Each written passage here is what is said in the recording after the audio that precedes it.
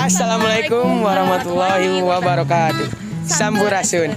Halo semuanya, perkenalkan nama aku Nafa Hakim. Nama aku Najwa Nafid. Yang kamera namanya Nufai Laska dan yang di belakang kamera satu lagi Gestia. Nah, di sini kita video ini dibuat untuk memenuhi salah satu tugas praktik yang Bapak Yoga berikan dalam mata pelajaran PKWU. Dan di sini kami mewawancarai pengusaha kerajinan tas rajut di daerah Kebonkol. Jadi langsung aja ya guys, kita simak videonya.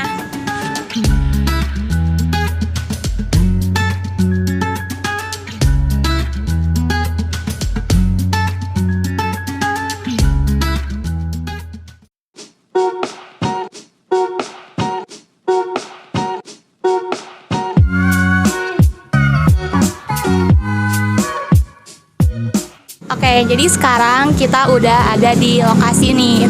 Dan sekarang kita udah sama Ibu siapa Bu namanya? Mila. Ibu Mila. Nah, di sini Bu, sebelumnya makasih banget ya udah ngasih kita kesempatan buat mewawancara Ibu. Dan di sini kita ada beberapa pertanyaan ya. Jadi mulai aja dari Najwa. Sejarahnya sudah berapa lama Ibu melakukan usaha ini? Oh, kalau merajut saya mulai tahun 2000. Sebetulnya udah lama kalau mulainya, cuman mulai diseriusin usahanya tahun 2018. Bapak? Ini udah agak lama juga ya Bu?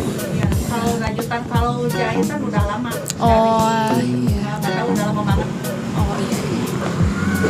Untuk omset nih Bu, kira-kira per bulannya berapa Bu?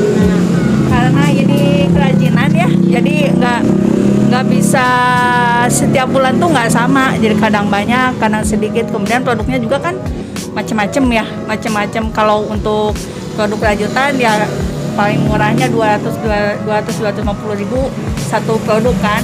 Tapi kalau untuk produk saya juga kan bikin patchwork ya, itu dari kalau bed cover kayak gitu satunya aja udah 1 juta gitu. Jadi untuk omset per bulan saya rasa nggak bisa ditentukan, nggak sama ya, kadang banyak kadang sedikit. Awal Ibu usaha modalnya berapa kalau boleh tahu? Untuk rajutan ya, rajutan apa jahitan beda nih. Kalau jahitan gede soalnya kita ada mesin kan. Kalau khusus rajutan mungkin 1 juta ya. Cuman beli benang sama peralatan kan, hakpen yang gitu-gitu doang gitu yang awalnya. Nah, untuk selanjutnya Bu, kan mungkin sekarang apalagi mungkin masa pandemi ya, jadi mungkin juga banyak dampak-dampak ke ekonominya juga Bu. Nah, strategi apa yang Ibu lakukan nih untuk tetap menjalankan usaha ini dengan tetap stabil gitu Bu? Kalau pandemi, kalau sekarang mulai bangkit lagi ya, alhamdulillah gitu. Kemarin kita juga, ini kebetulan produk juga lagi agak kosong soalnya kita udah ngikutin pameran-pameran ya kemarin. Alhamdulillah mulai bangkit lagi. Nah, sewaktu COVID kemarin, memang selama ini kan penjualan saya online. Kebanyakan kan saya promo di IG, di Facebook, di status WA gitu kan. Yang beli juga kebanyakan dari luar kota, karena kalau di Sumedang nggak tahu tuh harganya tuh pengennya murah gitu ya kalau di sini kan. Jadi kita ngambil dari luar kota, untuk itu nggak ngaruh, cuman ngaruhnya ke pembelian itu mungkin dari tingkat daya belinya juga, karena semasa pandemi kan pemasukan mereka juga kurang kali ya. Jadi untuk pembelian juga agak menurun. Menyiasatinya kalau hanya mengandalkan dari kerajinan sulit ya. Waktu masa pandemi ya kita juga selain jemput bola, selain banyak menawarkan secara langsung ya, kebetulan saya kan punya beberapa komunitas lah, jadi kalau misalkan ini saya tawarkan gitu secara pribadi juga.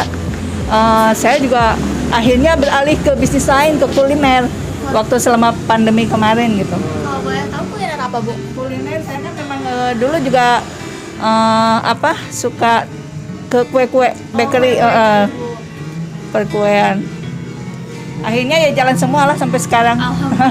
Kuliner jalan. Mungkin Bu, kesulitan-kesulitan nih dari awal Ibu buka usaha ini hingga sekarang, mungkin pasti ada aja gitu Bu kesulitan-kesulitan.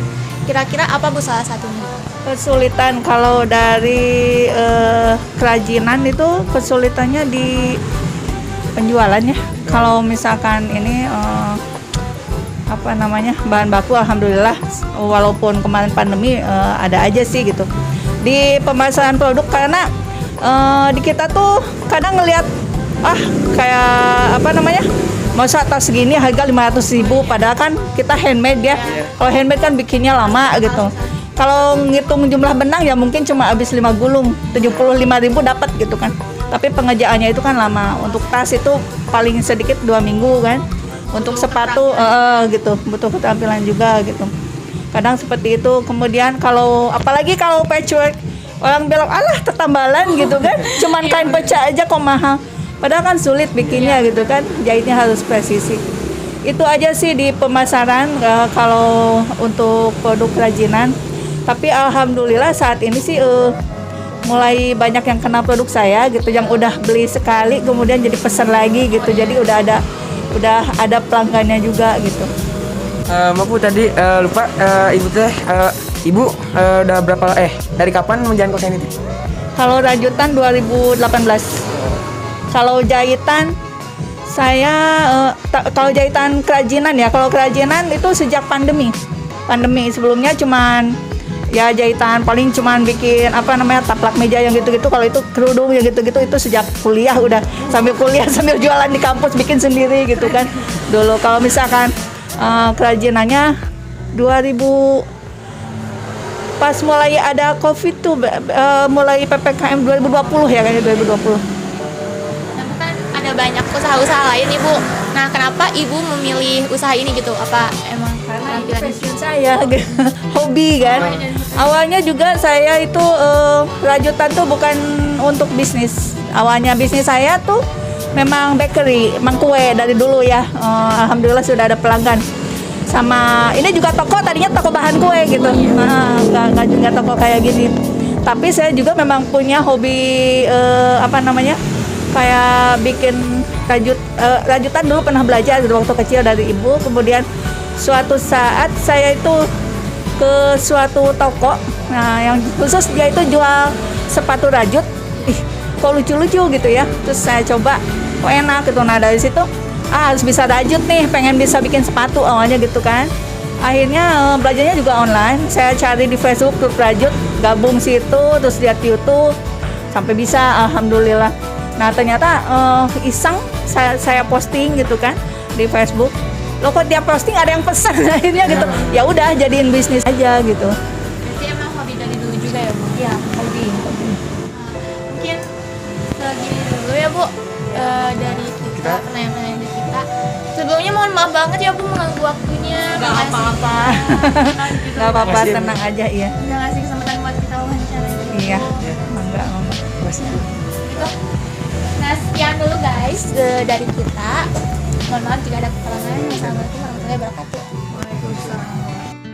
Oke guys, jadi kita udah beres mewawancarainya ya tadi. Dan mungkin sekian aja video presentasi dari kami. Mohon maaf jika ada kesalahan dan kekurangan. Oh iya, dan buat yang mau beli tas rajutnya nih, kita ada kontak person ya. Di bawah ini ada IG, ada juga WA. Nanti ditulis ya. Ya, dan kalau mau beli langsung juga bisa banget di daerah Kebonkol ya. ya. Ya. Sekian. Sekian, assalamualaikum Sekian guys, warahmatullahi terima wabarakatuh. kasih. Wassalamualaikum warahmatullahi wabarakatuh. Bye.